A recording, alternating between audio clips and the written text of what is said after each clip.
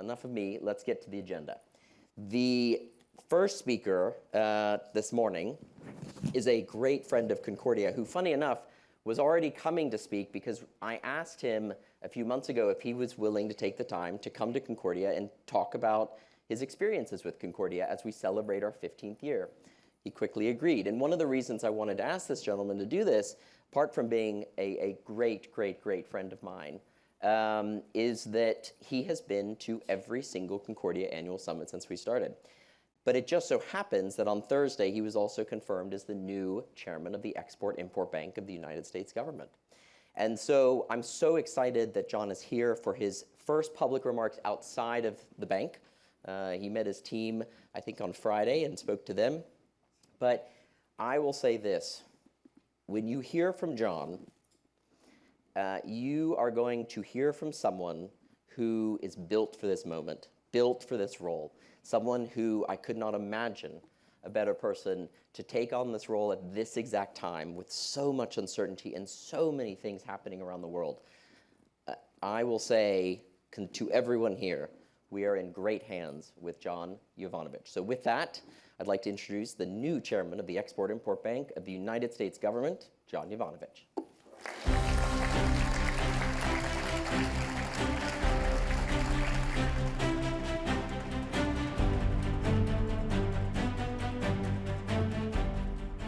Good morning. I'm thrilled to be here at the Concordia Summit during the United Nations General Assembly, as leaders from all around the world gather to confront some of the most pressing challenges. Now, I'm joining you today in a brand new role, as Matt mentioned, as President Trump's nominee to lead the Export-Import Bank of the United States. I'm honored that this is my first public remarks since being confirmed, and that it could happen here on the Concordia stage.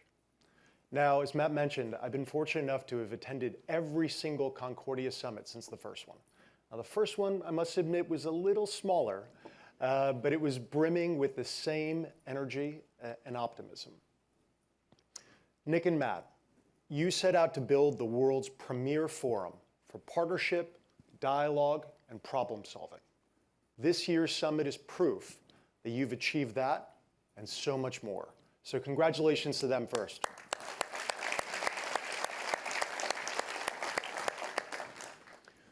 We gather here as the world grapples with a set of challenges that will define the course of the 21st century. Over the next few days, you will undoubtedly hear and discuss many troubling issues, not least of which is how to deal with a current system of trade around the globe that no longer serves those who built it and those who fought to protect it. A broken system that has left its largest stakeholders, especially the United States, with a set of critical issues, any one of which alone would be considered a grave crisis. This era of unfettered trade has cost America dearly. It has left working-class Americans without the well-paying jobs in manufacturing that once were abundantly available here in our country. Now, I come from a family that started over in America after World War II, and I'm a grandson of a steel plant worker. I can tell you with certainty that those jobs gave so much more than livelihood. They provided purpose, and they were fertile soil for the American dream.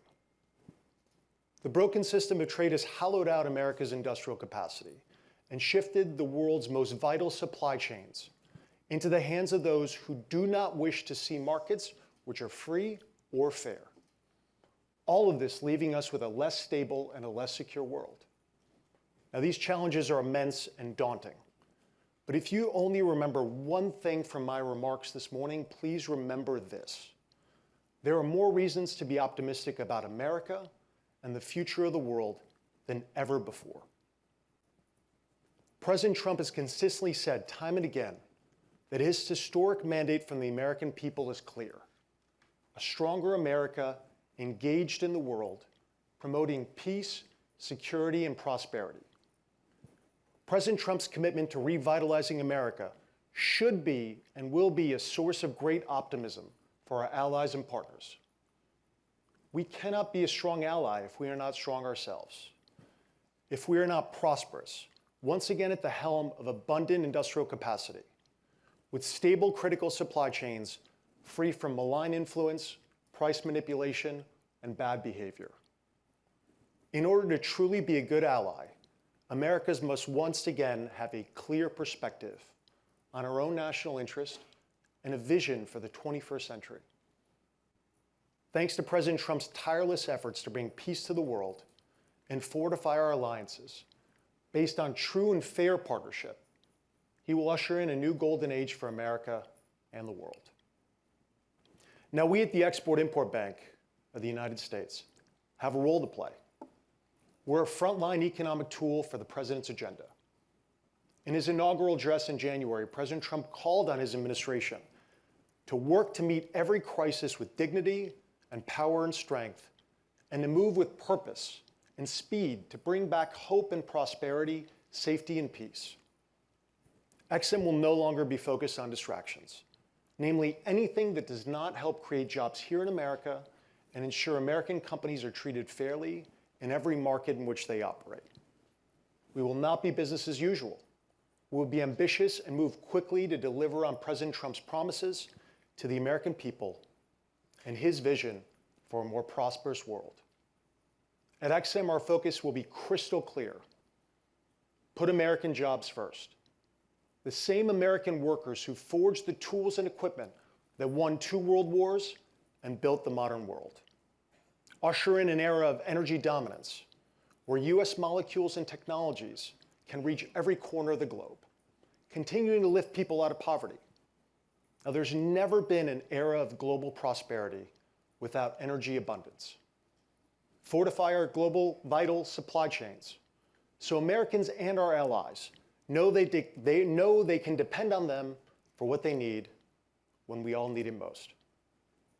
Help capital flow to finance the industries of the future in sectors from artificial intelligence to critical minerals and advanced mobility, all areas where America can and must lead again. XM's mission is as vital today as it was when President Franklin Roosevelt signed the executive order creating the bank in 1934. Under President Trump's leadership, an America with renewed vigor and a vision will help the world usher in a safer and more prosperous tomorrow. Thank you.